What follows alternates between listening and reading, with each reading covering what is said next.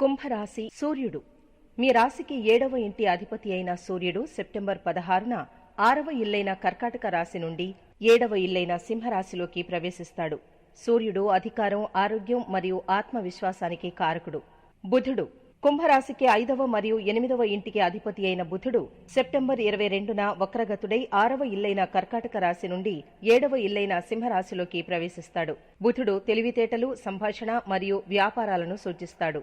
శుక్రుడు కుంభరాశికి 4వ మరియు 9వ ఇంటి అధిపతి అయిన శుక్రుడు సెప్టెంబర్ 25న 7వ ఇల్లైన సింహరాశి నుండి 8వ ఇల్లైన కన్యా రాశిలోకి ప్రవేశిస్తాడు. శుక్రుడు ప్రేమ, ఆర్థిక వ్యవహారాలు మరియు సౌందర్యాన్ని సూచిస్తాడు. కుజుడు కుంభరాశికి 3వ మరియు 10వ ఇంటి అధిపతి అయిన కుజుడు సెప్టెంబర్ 26న 4వ ఇల్లైన వృషభ రాశి నుండి 5వ ఇల్లైన మిథున రాశిలోకి ప్రవేశిస్తాడు. కుజుడు శక్తి, ఆరోగ్యం మరియు కుటుంబ సంబంధాలను సూచిస్తాడు. గురువు, శని, రాహువు మరియు కేతువు ఈ నెలలో గురువు వృషభ రాశిలో, శని కుంభరాశిలో, రాహువు మీనరాశిలో మరియు కేతువు కన్యా రాశిలో సంచరిస్తారు. కుంభరాశిలో జన్మించిన వారికి ఈ నెల మంచి అవకాశాలు కలిగి ఉంటుంది. ఆరోగ్య మెరుగుదలలు మరియు ఇప్పటికే ఉన్న అనారోగ్యాల నుండి సంభావ్య ఉపశమనం ఆశించబడతాయి. ఆర్థికంగా ఆదాయంలో చెప్పుకోదగ్గ పెరుగుదల హారిజాన్లో ఉంది. సంపద పోగుపడడం మరియు పెండింగ్లో ఉన్న పనులను పూర్తి చేయడంలో విజయం ఉంటుంది. విద్యార్థులను పరిగణనలోకి తీసుకున్నప్పుడు నెల యొక్క ప్రారంభ దశ మీ 5వ ఇంట్లో అంగారకుణ్ణి చూస్తుంది. ఇది ఏకాగ్రతలో తాత్కాలిక లోపాన్ని కలిగిస్తుంది మరియు మీ అధ్యయనాల్లో సవాళ్లను కలిగిస్తుంది. అయితే ఈ కాలం క్లుప్తంగా ఉంటుంది. శ్రద్ధగా పనిచేయాలనే కోరిక మీలో ప్రేరేపిస్తుంది. ఇది మీ విద్యను అభివృద్ధి చేయడానికి బలమైన ప్రయత్నాలకు దారితీస్తుంది. విద్యాభివృద్ధికి మీ ప్రయత్నాలు సానుకూల ఫలితాలిస్తాయి. ఈ నెలలో కుటుంబ అనుకూలతలకు అవకాశం ఉన్నప్పటికీ 2వ ఇంట్లో రాహువు ఉండటం వల్ల ఒడిదుడుకులు ఏర్పడవచ్చు. కాబట్టి జాగ్రత్త వహించండి. అనుకూలమైన పరిస్థితుల కోసం ఎదురుచూసే బదులు మీ కుటుంబ జీవితాన్ని మెరుగుపరుచుకోవడానికి చురుకైన చర్యలు తీసుకోండి. రాహువు నెలలో మీ 2వ ఇంట్లో ఉంటారు. ప్రారంభంలో శుక్రుడు 8వ ఇంటి నుండి 2వ ఇంటిని ప్రభావితం చేస్తాడు. సంభావ్య సవాళ్లను ఎదుర్కొంటాడు. ఈ మాసం మధ్యస్థ ఆర్థిక దృక్పథాన్ని చూపుతుంది. 2వ ఇంటిని పరిపాలించే బృహస్పతి ఈ నెల మొత్తం 4వ ఇంట్లో ఉంటాడు. 8, 10 మరియు 12వ గృహాలపై తన ప్రభావాన్ని చూపుతాడు. ఈ అమరిక ఆర్థిక వివేకాన్ని ప్రోత్సహిస్తూ జాగ్రత్తగా ఖర్చు చేయడాన్ని ప్రోత్సహిస్తుంది. అదే సమయంలో ఈ నెలలో 2వ ఇంట్లో రాహువు ఉండటం వల్ల సంపద సంచితంలో సవాళ్లు ఎదురవుతాయి. సెప్టెంబర్ 16 వరకు తిరోగమన స్థితిలో ఉండడంతో మీ రాశిని శాసించే శనితో ఈ మాసం ఆరోగ్య ఒడిదుడుకులను అందిస్తుంది. ఈ పరిస్థితి మీ కార్యాలయంలో పని సంబంధిత ఒత్తిడి మరియు సంభావ్య అలసటకు దారితీయవచ్చు.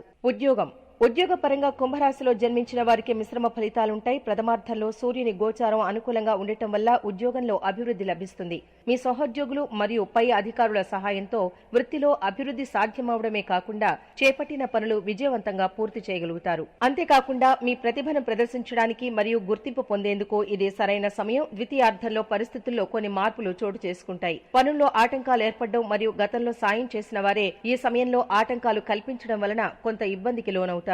అంతేకాకుండా కుజుని గోచారం కూడా అనుకూలంగా లేకపోవడం వలన వృత్తిలో ఒత్తిడి ఎక్కువ అవడమే కాకుండా కొంతకాలం దూర ప్రదేశంలో ఉద్యోగం చేయాల్సి వస్తుంది. ఆర్థిక స్థితి కుంభరాశిలో జన్మించిన వారికి ఈ నెల ఆర్థికంగా మిశ్రమ ఫలితాలుంటాయి. ప్రథమార్థంలో సూర్యుని గోచారం అనుకూలంగా ఉండటం వలన ఆర్థికంగా మంచి అభివృద్ధిని సాధిస్తారు. అనుకోని విధంగా ఆదాయం పెరగడమే కాకుండా గతంలో ఉన్న ఆర్థిక సమస్యలు తగ్గుముఖం పడతాయి.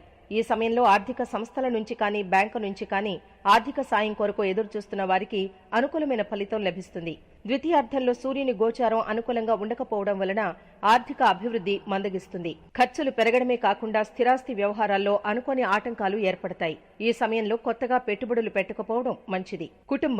కుంభరాశిలో జన్మించిన వారికి కుటుంబ పరంగా ఈ నెల మిశ్రమ ఫలితాలిస్తుంది. ప్రథమార్థంలో జీవిత భాగస్వామితో సమస్యలు రావడం లేదా జీవిత భాగస్వామికి ఆరోగ్య సమస్యలు రావడం కానీ జరుగుతుంది. ఈ సమయంలో వారి ఆరోగ్య విషయంలో జాగ్రత్తలు తీసుకోవడం మంచిది. ద్వితీయార్థంలో పరిస్థితి కొంత మెరుగుపడినప్పటికీ మీకు కుటుంబ సభ్యులతో మనస్పర్ధలు ఏర్పడడం కానీ కుటుంబంలో కొంత అశాంతి వాతావరణం ఏర్పడడం కానీ జరుగుతుంది. ఇటువంటి సమయంలో ఓర్పు మరియు అవగాహనతో వ్యవహరించడం ముఖ్యం. అలాగే బంధువులతో మాట్లాడేటప్పుడు ఆవేశానికి లోను కాకుండా ఓపిగ్గా ఉండడం మంచిది. ఆరోగ్యపరంగా ఈ నెల ప్రథమార్థంలో అనుకూలంగా ఉంటుంది. ఈ సమయంలో సూర్యుని గోచారం అనుకూలంగా ఉండటం వలన గతంలో ఉన్న ఆరోగ్య సమస్యలు తగ్గుముఖం పడతాయి. అయితే ఈ నెల చివరి వరకు కుజుని గోచారం అనుకూలంగా లేకపోవడం వలన రక్తం మరియు ఎముకలకు సంబంధించిన అనారోగ్య సమస్యలు మిమ్మల్ని ఇబ్బంది పెట్టే అవకాశం ఉంటుంది. ద్వితీయార్థంలో వేడి కారణంగా మూత్ర సంబంధ ఇన్ఫెక్షన్స్ రావడం మరియు గ్యాస్ట్రిక్ సంబంధ ఆరోగ్య సమస్యలు రావడం జరగవచ్చు. ఈ సమయంలో పరిశుభ్రమైన నీరు మరియు ఆహారం తీసుకోవడం వలన చాలా వరకు అనారోగ్య సమస్యలు రాకుండా కాపాడుకోవచ్చు.